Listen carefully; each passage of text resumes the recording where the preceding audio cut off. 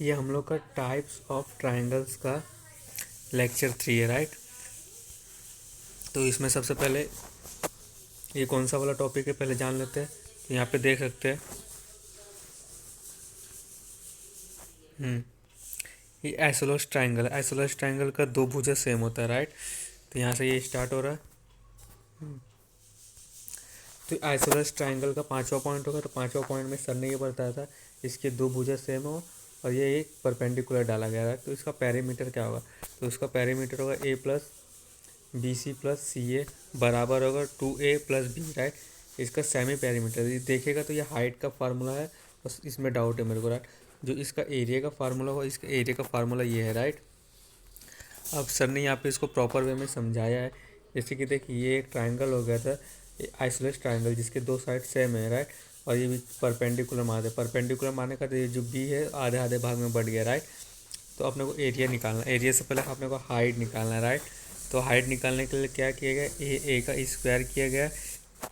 मतलब नॉर्मल ये जो ट्राइंगल है ये हाइपोटेनस है, तो बेस इंटू हाइट दोनों का स्क्वायर करेंगे तो वही किया, right.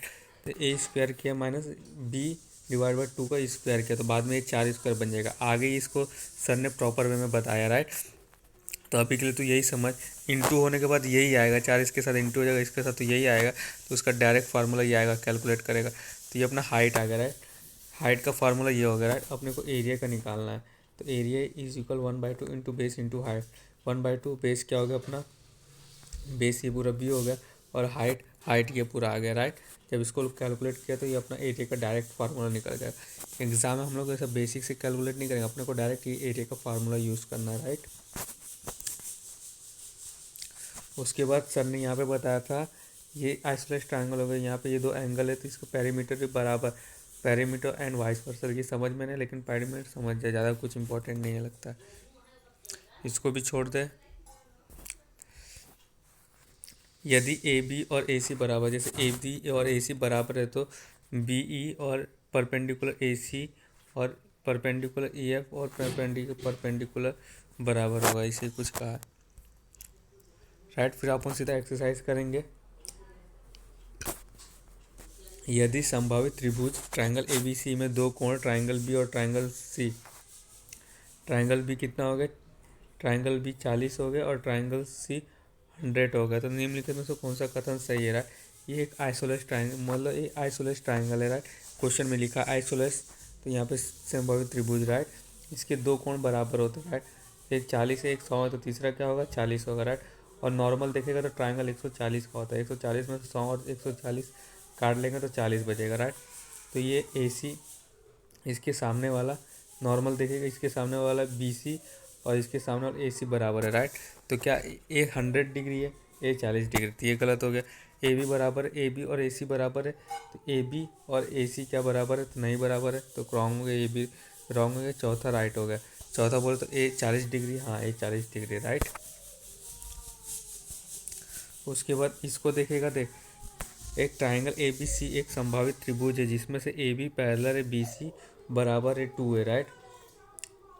A B A C parallel हो गया, राइट। 2a हो गया। और उसके बाद ये 2a के बराबर हो गया, वही बोला, राइट। बी सी ए है, जैसे कि ये जो बी सी पूरा है ये पूरा ए है, राइट। उसके बाद ए डी परपेंडिकुलर, ए डी परपेंडिकुलर हो गया बी सी पर, तो ए को आधे आधे भाग में बांट दिया, a divide by 2, a divide by 2। तो ए डी का मान क्या होगा, ए डी मतलब बीच वाले का मान क्या होगा, राइट। तो बीच वाला मतलब हाइट निकालना, हाइट निकालना है। तो देख इसमें मैं बोला था ना समझ में आएगा। तो देख ये ट्राइंगल हो गया तो base into height, base perpendicular base into height, तो हाइट निकालना है तो बेस और परपेंडिकुलर लेंगे, राइट। तो ये बेस हो गया 2a का स्क्वायर, उसका a/2 का स्क्वायर। जब दोनों का स्क्वायर किया तो 2 2 से 4, 4a स्क्वायर हो गया माइनस a का स्क्वायर 4 हो गया, राइट। जब इसको कैलकुलेट किए 4 4 से 16, 16 में से एक एक कट गया तो बचा 15 डिवाइड बाई 4। तो यहाँ पे जब ये रूट हटाया तो 4 2 बन जाएगा और ये स्क्वायर कट के 15 स्क्वायर ही रहे, 15a रहेगा। तो ये अपना आंसर हो गया, राइट। उसके बाद किसी संभावित त्रिभुज के आधार पर डाले गए लंब की लंबाई 8 सेंटीमीटर, यदि इसका परिमाप 64 है तो त्रिभुज के क्षेत्रफल मतलब एरिया पूछा है, राइट अपने से। तो यहाँ पे एक ट्राइंगल है, उसमें से ये 8 दिया अपने पास, ये दोनों वैल्यू नहीं दिया, राइट। तो सर ने एज्यूम किया जो 8 से कितने ट्रिपलेट बनते, तो 8 से सिर्फ 2 ट्रिपलेट बनते। जब इसका कैलकुलेट किया तो इसका 32 है, लेकिन इसको कैलकुलेट किया तो 64 आ गया, राइट। तो यही ट्रिपलेट बनेगा। तो यहाँ 8 ले ली, यहाँ 15 ले ली, यहाँ पे 17 ले लिया, राइट। तो अपने को एरिया निकालना, राइट। तो 1/2 इंटू बेस, बेस कितना हो गया 15 15 30, हाइट कितना हो गया, हाइट बोले तो 8 हो गया। जब इसको कैलकुलेट किया तो 120 आएगा, तो 120 अपना आंसर हो गया, राइट। इसमें सर ने डायरेक्ट एज्यूम मतलब डायरेक्ट ट्रिपलेट लिया है। अगर तुमको ट्रिपलेट याद है तो तुम इजीली कर लोगे फास्ट तरीके से, और नहीं रहा तो फिर लटक जाओगे। उसके बाद ये जो क्वेश्चन 4 ये बहुत ही हार्ड है, तो मेरे को समझ में नहीं आया, साइन कॉस यूज़ हो रहा था और बहुत लॉन्ग था, तो इसको मैंने छोड़ दिया, राइट। उसके बाद इक्विलेटर ट्रायंगल क्या होता है, इक्विलेटर ट्रायंगल के जो तीनों भुजा है वो सेम होते हैं, राइट। तो यहीं पे ये कहा ए बी बराबर होगा बी सी बराबर, ए बी बराबर बी सी के, बी सी बराबर ए सी के, राइट। इसी को संभावित त्रिभुज मतलब इक्विलेटर ट्रायंगल कहते हैं, राइट। इक्विलेटर ट्रायंगल के कुछ प्रॉपर्टीज हो जाएंगे, जैसे कि ए बी बी सी और सी ए बराबर हो जाएंगे। All length of 3 side are equal, जो तीनों के साइड्स होंगे वो भी इक्वल होंगे, और तीनों के एंगल ही इक्वल होंगे, 60 60 60 ही आएगा, राइट। उसके बाद यहाँ पे हमको कुछ फार्मूला दिया है, प्रॉपर्टीज दिया है, जैसे मीडियंस आर इक्वल, लंप एटीट्यूड लंप होगा उसका मीडियन का ये, ईच मीडियन ईच एटीट्यूड उसका फार्मूला है। तो आगे इसको बहुत प्रॉपर वे में समझाया सर ने। ये इक्विलेटरल ट्रायंगल होगा, तीनों साइड सेम है, एक परपेंडिकुलर मार दिया तो आधे आधे भाग में बढ़ गए ए स्क्वायर और a divide by two, a divide by two में। तो अपने को हाइट निकालना है, सबसे पहले हाइट निकालना है। तो इस ए का स्क्वायर और इस ए बाई टू का स्क्वायर डिवाइड बाई 4 किया, राइट। तो जब इसको कैलकुलेट किया तो अपना ये आ गया, 4 में से 4 1 ज़ा 4, 4 में से 1 कटेगा 3 बचेगा, और ये 4, तो दोनों रूट हटेगा तो 2 बचेगा, ये 3 ये बचेगा, राइट। ये अपना हाइट निकल गया, राइट। अभी अपने को एरिया निकालना है, राइट। एरिया निकालना 1/2 into base into height, height अपना ये हो गया तो हाइट ये ले लेंगे। जब इसको कैलकुलेट किया तो अपना एरिया निकल गया। जब एग्जाम में अपने को यूज़ करना पड़ेगा तो अपन बेसिक से शुरू से नहीं करेंगे, अपन हाइट का डायरेक्ट ये फार्मूला यूज़ करेंगे और एरिया का डायरेक्ट ये फार्मूला यूज़ करेंगे, राइट। उसके बाद सर ने इसको छुड़वा दिया था, सर ने इसको छुड़वा दिया था, बोल दिया था छोड़ दो, ये समझ में नहीं आएगा, राइट। ये सेंटर ऑफ ट्राइंगल का पॉइंट होगा, थे सेंट्रल, तो इसके लिए समझ में नहीं आया, सर ने इसको छुड़वा दिया था।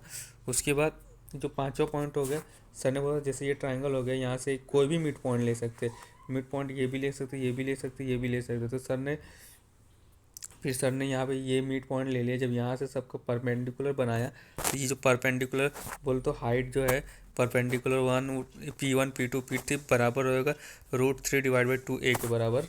ये ए है, जो ये ए है ये 3 के साथ है, राइट। तो यहाँ पे उसी का फार्मूला लिखा गया है, जो हाइट है वो बराबर है √3 डिवाइड बाई 2 के, राइट। उसके बाद ये क्या हो गया, यदि किसी त्रिभुज के लंब बराबर है तो त्रिभुज समकोण होता है, right. If attitude are triangle are equal and the triangle is equilateral triangle, right. उसके बाद हाँ, ये जो क्वेश्चन है ये ट्राइंगल हो गया, किसी संभावित त्रिभुज पी क्यू आर, ये पी क्यू आर की भुजा क्यू आर को एस तक बढ़ाया जाता है, और क्यू आर पैरेलल है आर एस के, राइट। पी को एस से मिलाया जाता है, इस पी को एस से मिला दिया जाता है तो पी एस आर ये अपने को इसका वैल्यू बताना, राइट। ये डेल्टा क्या होगा, राइट। सबसे पहले ये बराबर तो 60 60 60 कर लिया था, ये बराबर है और ये बराबर है और ये बराबर है, राइट। इसके सामने क्या होगा 60 हो गया, ये पूरा ही 60 हो गया, तो इस एक 60 हो गया तो बाकी कितना होगा, ये नॉर्मल देखेगा, ये एक डेल्टा बराबर है, राइट। इसका वैल्यू अपने को नहीं पता लेकिन निकाल सकता है, तो ये डेल्टा बराबर हो जाएगा। तो उसकी वजह 2 डेल्टा का वैल्यू कैलकुलेट कर, 2 डेल्टा का वैल्यू कितना है 60 है, इसका वैल्यू कितना है 60 ना, दो डेल्टा का वैल्यू 60 है तो एक डेल्टा का वैल्यू 30 हो गया। एक्सटर्नल एंगल लिया, राइट। ये 2 डेल्टा हो गए 60 के बराबर है, राइट। ये 2 डेल्टा 60 के बराबर, तो 2 डेल्टा बराबर हो गए 60 ए के, एक्सटर्नल एंगल के थ्रू 60 अपन मान लिए। तो एक डेल्टा का वैल्यू 30 हो गया, तो एक डेल्टा पूछा है तो ये एक डेल्टा का वैल्यू 30 होगा, तो 30 अपना आंसर है, राइट। उसके बाद यदि ए बी सी एक संभावित त्रिभुज है, मतलब इक्विलेटरल ट्राइंगल है तो पी क्यू आर क्रम में ए बी बी सी और सी ए का मध्य बिंदु है। तो जैसे एक ट्राइंगल हो गया राइट, ए बी सी नाम का, उसके अंदर ये तीनों का मध्य बिंदु ले लिया पी क्यू आर राइट। तो इसमें से कौन सा कथन सही है राइट। तो एक त्रिभुज के अंदर के बीच में से मिडल पॉइंट को मिला के फिर बनाएगा, फिर इसके अंदर मिडल पॉइंट को मिला के फिर बनाएगा, तो वो सब एक इक्विलेटर ट्राइंगल ही बनता है। इक्विलेटर ट्राइंगल के अंदर एक दूसरा इक्विलेटर, उसके अंदर एक तीसरा इक्विलेटर बनते जाएगा। तो P Q R must be equilateral triangle right. तो उसके बाद सर ने अपने को ये पूरा फार्मूला बताया, जैसे ये ट्राइंगल हो गया, ये तीनों साइड सेम है राइट, तो ये इक्विलेटर ट्राइंगल होगा। तो इक्विलेटर ट्राइंगल का ये साइड का फार्मूला हो गया, ये पेरीमीटर का फार्मूला हो गया, ये हाइट का फार्मूला हो गया और ये एरिया का फार्मूला हो गया राइट। उसके बाद यदि एक संभावित त्रिभुज का क्षेत्रफल 36√3 वर्ग सेमी है तो इस त्रिभुज का परिमाप कितना होगा राइट। जैसे कि देख, एक इक्विलेटर ट्राइंगल हो गया राइट, उसका एरिया नहीं, एरिया क्या है, एरिया इक्विलेटर ट्राइंगल के एरिया का फार्मूला होगा √3a² डिवाइड बाई 4, और वो अपने को दिया 36√3 दिया है। √3 से √3 कट हो गया, ए स्क्वायर का वैल्यू आ गया 36 × 4, ये तो ऊपर से स्क्वायर हटाने के लिए 36 का 6, 36 का रूट कितना होता है 6 होता है, 4 का स्क्वायर कितना होता है 2 होता है। तो ए की वैल्यू कितने होगा 6 × 12, ए की वैल्यू 12 हो गई। आपने से क्या पूछा, पेरीमीटर पूछा है, तो पेरीमीटर मतलब 3a पूछा राइट। तो 12 24 36, 12 का 3 गुना 36, तो ये अपना आंसर 36 हो गया राइट। फिर उसके बाद अपना चौथा क्वेश्चन पूछा रहा है, माना ए बी सी एक संभावित त्रिभुज, ए बी सी एक इक्विलेटर ट्राइंगल है राइट, तीनों ए हैं राइट, ए डी परपेंडिकुलर है बी सी पर। तो अपने से A B square plus B C square plus A C square निकालना राइट। तो ये कहाँ से है मेरे को नहीं पता, लेकिन देख ए स्क्वायर बी स्क्वायर सी स्क्वायर निकालना, तो बराबर हो जाएगा एक्स इंटू ये हाइट हो गया राइट, हाइट इंटू शायद ये क्या नहीं पता ये एक्स की वैल्यू, तो एक्स की वैल्यू निकालने के लिए अपने पास ये तीनों का 3a² हो गया था, ये 3a² डिवाइड बाई 4 इंटू है, तो 3a² से 3a² कट, एक्स की वैल्यू 4 आ गया राइट। ये कहाँ से है, हमें ये एक्स कहाँ से है मेरे को नहीं पता, सर का वीडियो में भी नहीं पता चला एक्स कहाँ से है, सर ने आज मान लिया, लेकिन मेरा मानना है ए ए का स्क्वायर निकालना है राइट। अपने को ए बी बी सी और सी इन सब का स्क्वायर निकालना है।